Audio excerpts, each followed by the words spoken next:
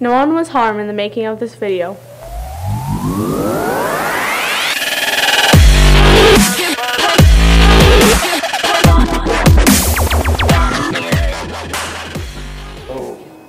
Hi, my name is Noah. I am on team 6980 for Stempocalypse.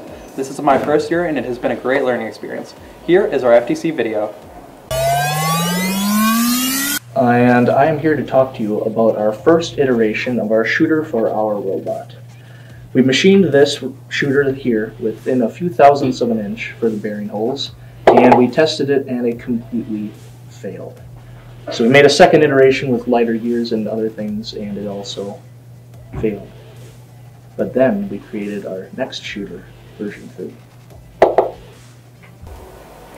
My name is Colin from Stempocalypse 6984,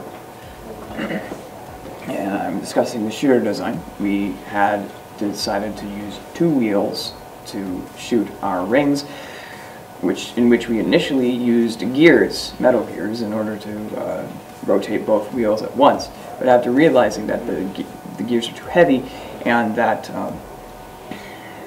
having the wheel separated on its own, just being influenced by the wheel that has the motor on it, we were able to remove the gears entirely and not have to worry about them.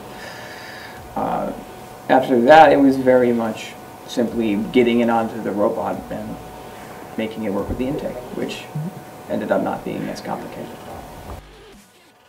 We had 2 initial designs for our intake. One was a vertical lift that we put in the rings into a reservoir, and the other was a planar design which would use the rings as itself as the means of getting it to the shooter.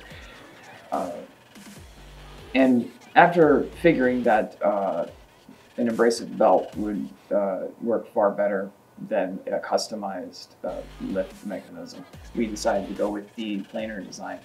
And the only issues then were to deal with the pivot and to deal with how to lift the intake.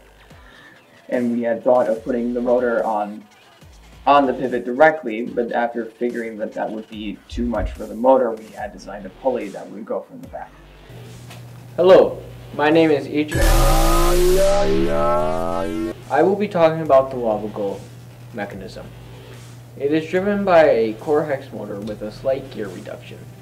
At the end of the mechanism is a hook attached to a servo that it rotates around to grab the lava glow. Then the mechanism rotates up to elevate the lava glow in order to place it over the wall. Hi, my name is Jake.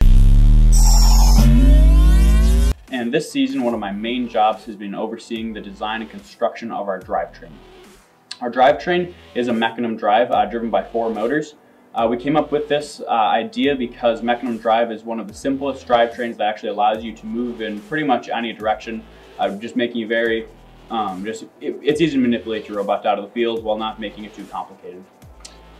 As far as how it actually works, our motors are not directly driven to the wheels. Instead, we have a chain drive.